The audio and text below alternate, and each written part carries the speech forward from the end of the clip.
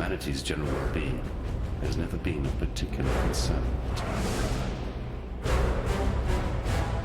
Though I am a god, I have not forgotten my humanity. I care for that which I once was. Kitava remembers nothing and cares for nothing but his own hunger and greed. He is an endless pit of gnashing teeth and churning guts. While other gods arise on the mainland and fight for the meager scraps of what was, Kitava has the most fecund and formidable civilization of his age at his disposal. He can feed when he likes, and he grows ever stronger with each morsel. All of Oriath shall soon belong to Kitava, and if that happens, he will rise beyond even our reach. He lives, after a fashion. That pretentious little vessel of his served only to encourage his divine follies. I have procured him a more sensible host, one that should contain his excesses and temper that fragile ego of his. Hear this, brother. From mind of lead to heart of gold, your soul shall be bound, your wrath shall grow cold. I am Sin, the Forgotten One. Would that humanity could forget all of my kind. Perhaps with your help, that might still come to pass. For now, the blinding light has been dimmed, and darkness floats in to fill the void. The desperate and depraved set a feast for their lord incumbent, Kitava, the ravenous one.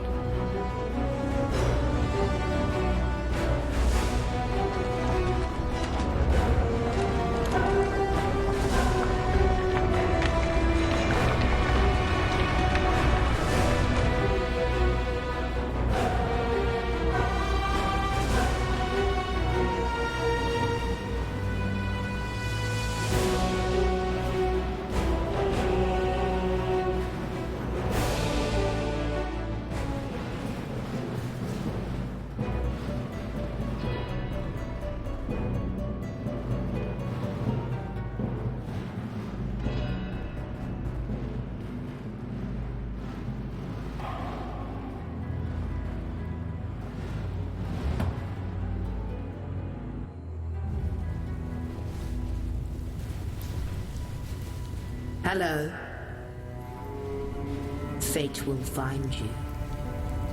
You deserve recognition for what you have done. You've freed us from Templar oppression. Yet I fear you may have defeated the lesser of two evils. Still, take something. You'll be needing it in the dark times to come.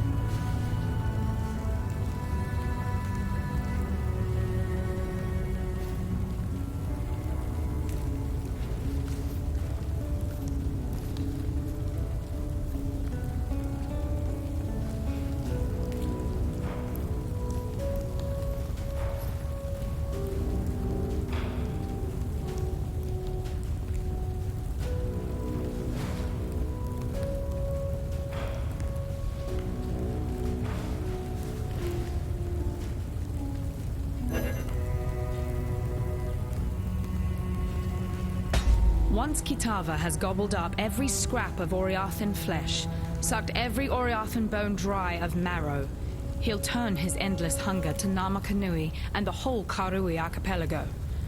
As you know, the Karui will fight, and they'll fight hard, but they're going to need all the help they can get. And I know of 3 treasures that might just make the difference. They were taken when the Templar raided Namakanui. A whip woven of Hinekora's hair, a tooth that Tukohama ripped from his own mouth, a fishhook that was once the jawbone of Valakor. Together, they're known as Kitava's torments and lie within the reliquary that borders Oriath Square. I saw them with my own eyes when delivering messages to the scholars there. Please, go to the reliquary and claim those treasures before Kitava's children do. For freedom.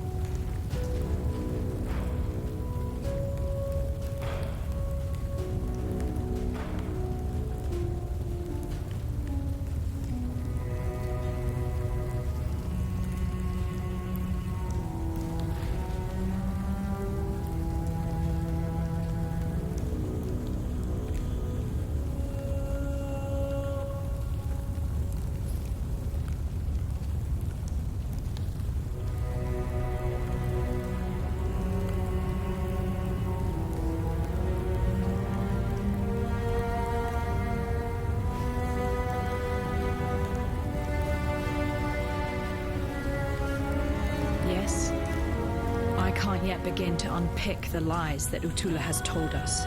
But this piece of truth I do have.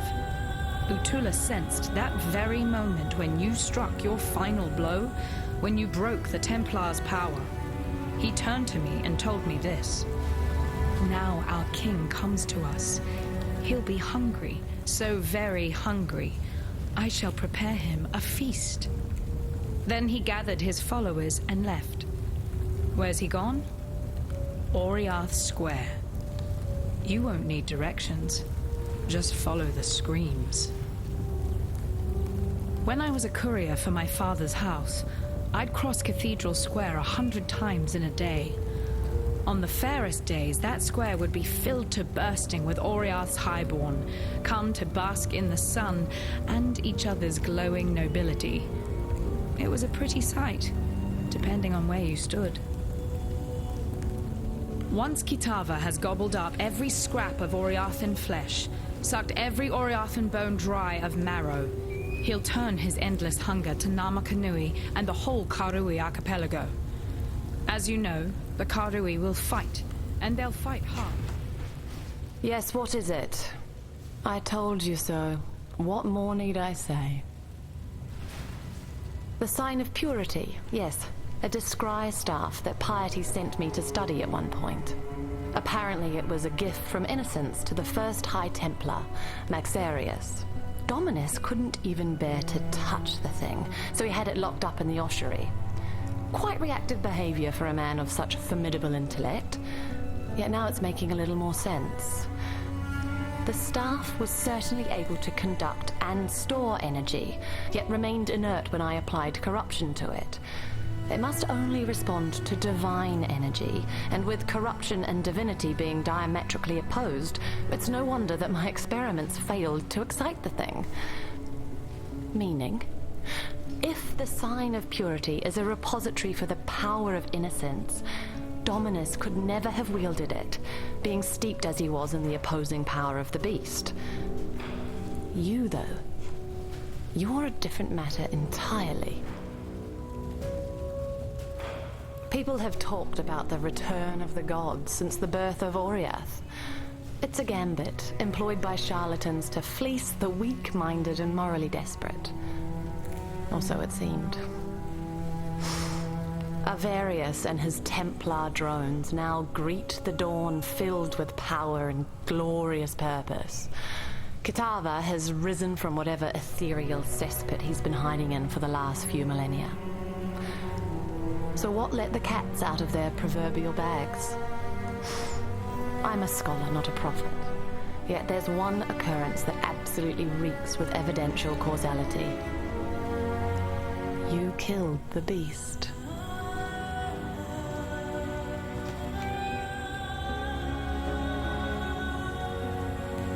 You really don't have a strong grip on cause and effect, do you?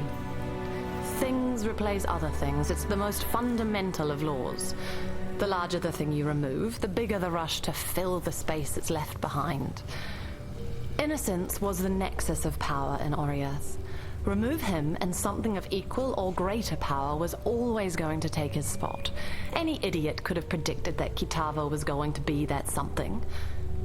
Unless, of course, you thought it was going to be you. Dominus adopted Chittis Cathedral as his personal laboratory. He decked it out with everything his miraculous mind could conceive of. His great work in San, that which you destroyed, it all began there. Now, where was I?